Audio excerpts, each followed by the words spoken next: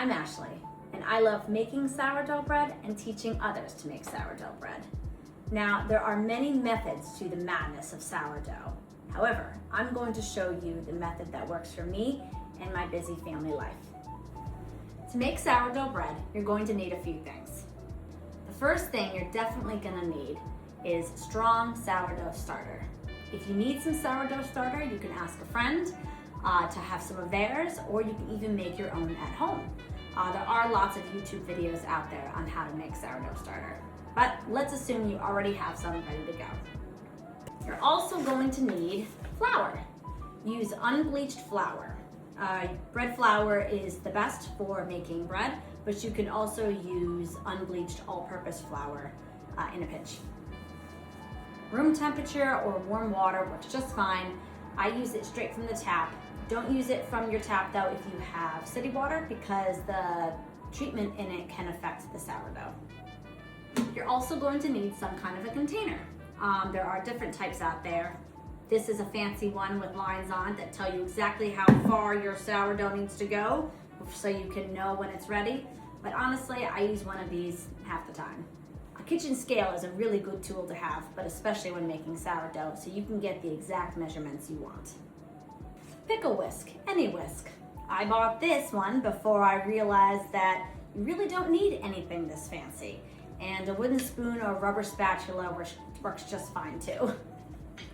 Banneton baskets are really useful when you're trying to get the right shape for your sourdough bread. However, if you don't have a Banneton basket, you can just use a bowl and a tea towel.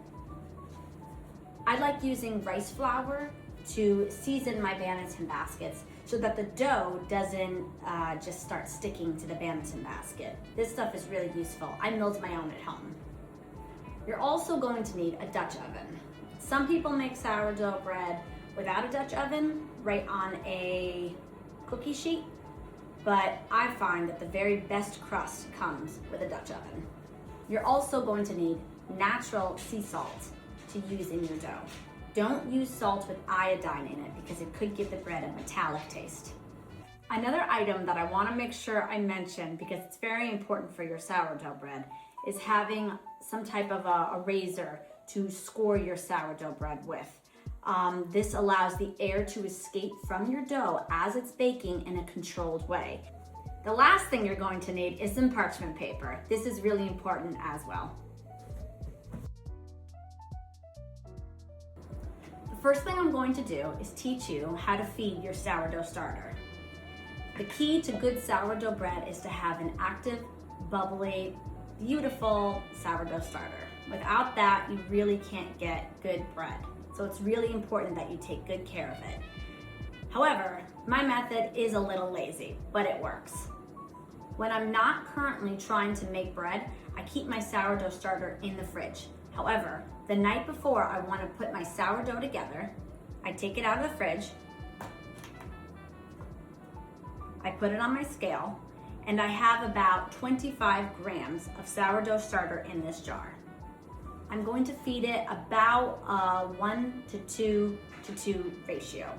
That means I'm going to add about 50 grams of water and 50 grams of flour. Now I'm going to add 50 grams of the unbleached bread flour to my jar. Now give it a good mix.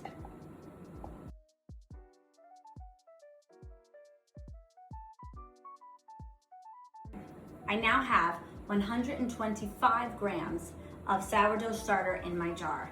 I'm going to use 100 grams of this for my sourdough bread. However, I'll be leaving about 25 grams in the jar to feed next time for my next loaf.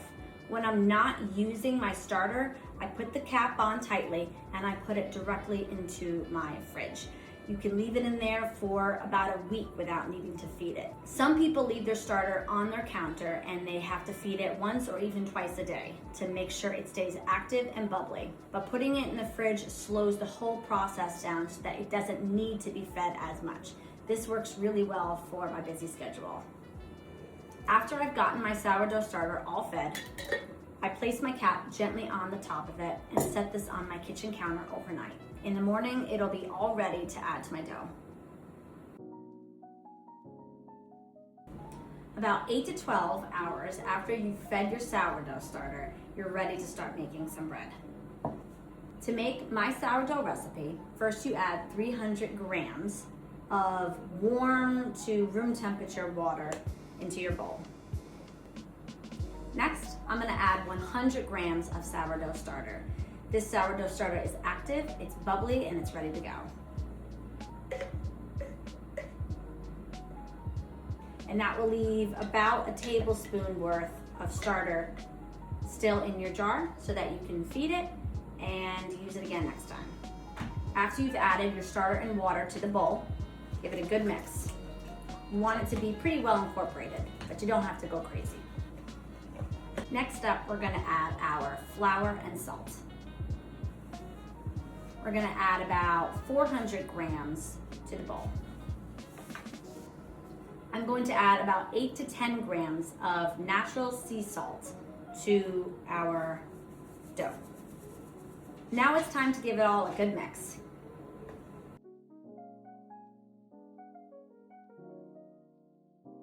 As you can see, the dough is nice and shaggy, but it's also really well incorporated.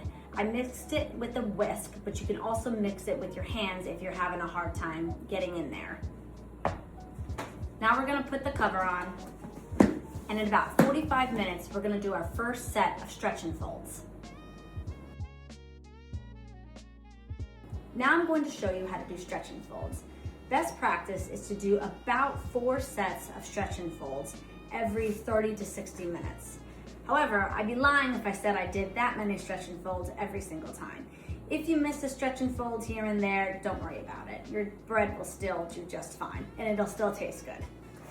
To do a stretch and fold, you pull up the side of the dough and fold it over itself, just like that. Then you turn the bowl a quarter of the way, fold up the other side and fold it over itself again. Next, you turn it a quarter of the way again, lift up, fold over again, and finally do it a 4th time. That is 1 set of stretch and folds, just like that. Very easy. After you've done 3 or 4 stretch and folds, now you're ready to let your bread sit at room temperature. Somewhere between 68 and 72 degrees is probably the best. Let it sit for about 8 hours when it's warmer, up to 12 hours when it's not as warm, and you're letting your bread ferment. You're letting all that dough ferment. What you want to see it looking like is to at least double in size, if not triple. The next thing I'm going to show you is how to shape your dough. This is sourdough I made this morning. I start off by seasoning my Banneton basket with rice flour. The rice flour prevents the dough from sticking to the Banneton basket. Next, I lightly flour my work surface. Then, I gently try to get my sourdough onto my work surface. Next, we're going to sort of stretch out the dough, flatten it a bit, but try not to pop the bubbles again. Then, we're gonna do a tri-fold. You're gonna fold it one way towards the middle, and then the other way towards the middle. Then, roll it all up. After you've done that, we're going to create some tension in the dough by pulling it towards us, pushing away from us, pulling it towards us, pushing away from us, pulling it towards us, pushing away from us, and then one more time. Now you can see it's a cute little piece of dough. This is the time when it's ready to be proofed in our Banneton basket. I'm gonna put it in our Banneton basket, and I'm gonna cover it up with a shower cap. Actually, I like to use shower caps, but plastic works fine too, or a damp tea towel works fine as well. And then we're gonna put our Banneton basket with the proofing dough directly into the refrigerator overnight. You can leave the dough in the fridge 8 to about 48 hours. I like to put it in overnight, and in the morning or early afternoon, I bake it so it's ready to be eaten for dinner.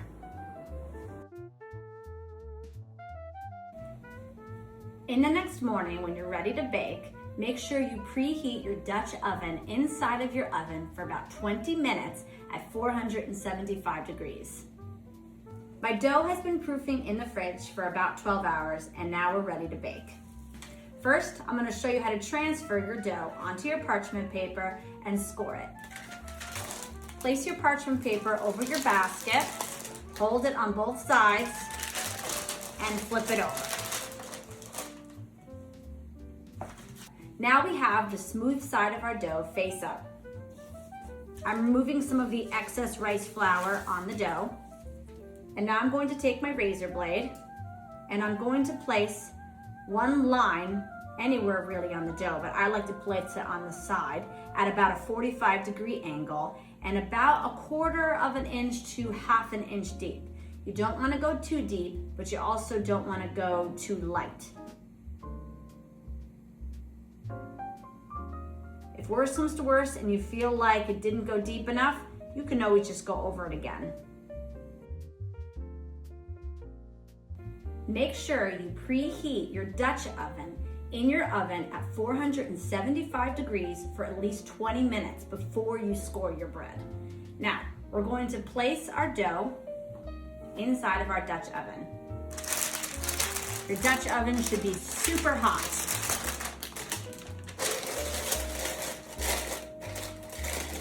One of the ways I get a really crispy, delicious crust is by pouring about a cup of water underneath your parchment paper into the Dutch oven.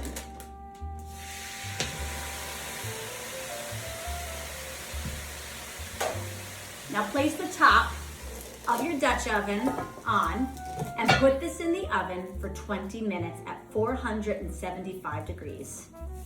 After 20 minutes, you want to remove the top of the Dutch oven from your Dutch oven, and you're going to set it aside and continue baking in the oven anywhere from 425 degrees to 475 degrees for about 35 minutes. Depending on how dark you like your crust, that's where your temperature will fall. So if you like your crust a little on the lighter side, do 425 degrees. If you like it like me, a little bit on the darker, deeper brown, then you want to keep it at 475 for 35 minutes. Once your bread is done baking, remove it from the Dutch oven and out of the oven and place it on a cooling rack. Make sure you let it cool for at least 1 hour. Well, the best part has finally arrived. Hopefully by now you have your beautiful loaves and you've let them cool for at least an hour, and now you get to enjoy the beautiful sourdough bread that you made all on your own.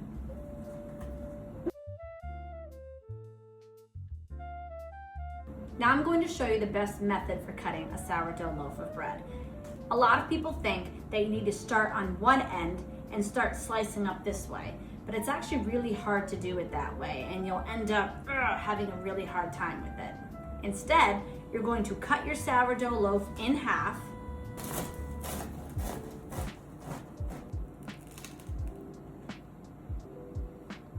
After you've cut it in half, lay it cut side down and start slicing from one end to another. This method makes it much easier to cut your bread.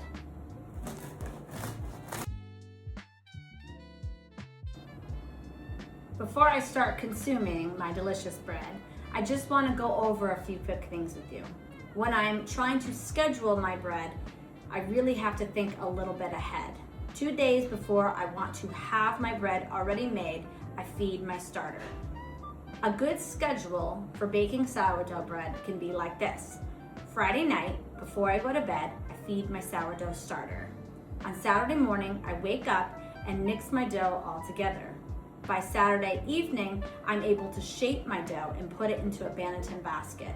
It goes in the fridge at that point overnight, and then by Sunday morning or Sunday afternoon or even Sunday evening or even Monday at some point, you can finally bake your bread. An alternative and slightly quicker schedule would look something like this. Feed your sourdough starter on Friday night. On Saturday morning, you mix your dough all together, and by Saturday night, you begin proofing it. Instead of putting it in the fridge, you can proof your dough on the countertop or in a warm room. It takes about 3 hours to proof it on the countertop. Sometimes it's a little bit quicker if it's warmer in the room. Then, once it's done proofing on the counter, you can bake it like usual. I hope you enjoyed Ashley's sourdough bread making method. I hope you learned a lot, and if you have any questions at all, please reach out. Thanks, bye.